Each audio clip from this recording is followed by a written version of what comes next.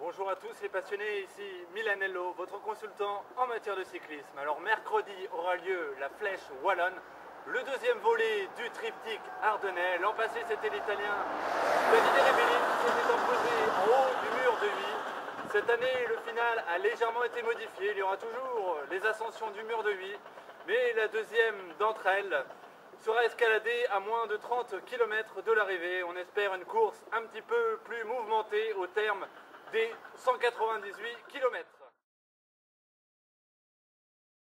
Alors suite aux dégâts engendrés par le volcan en Islande, les Espagnols ont dû se résoudre afin de rallier la Belgique et les Pays-Bas en voiture.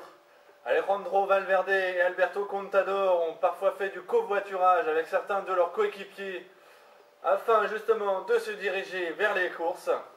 Joaquín Rodriguez, lui, était venu en voiture dès le week-end dernier, avait pu participer à l'Amstel Gold Race, mais on a vu qu'il était un petit peu fatigué et on espère pour lui qu'il sera parmi les principaux protagonistes et qu'il enlèvera enfin une grande et belle victoire, lui qui tourne autour depuis pas mal d'années, et sans doute l'un des meilleurs sur les pentes sévères.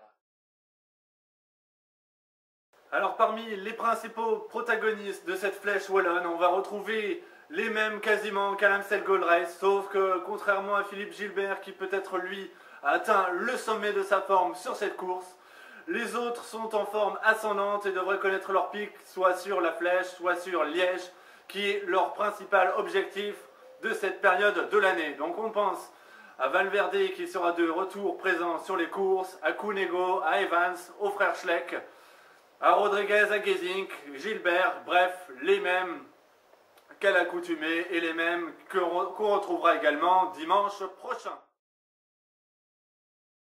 Parmi les bonnes surprises attendues en haut du mur de Huy, on pense à l'américain Ryder Hegedal qui vient de terminer deuxième de l'Amstel Gold Race.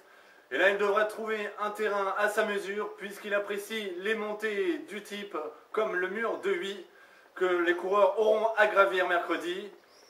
Côté français, il faudra compter soit sur Benoît Vaugrenard, soit sur Christophe Lemével, et plus certainement sur un Jean-Christophe Perrault qui sort d'un excellent Tour du Pays Basque. Et une surprise parmi tant d'autres, eh bien l'Espagnol Igor Anton vient de remporter l'étape difficile, l'arrivée au sommet du Tour de Castille et Léon. Et moi, au final, je mise sur une petite victoire espagnole. Rendez-vous à présent dimanche prochain pour la doyenne Liège-Bastogne-Liège. Et d'ici là, portez-vous bien. Le vainqueur soulèvera certainement le trophée et peut-être bien son vélo. Allez, à dimanche.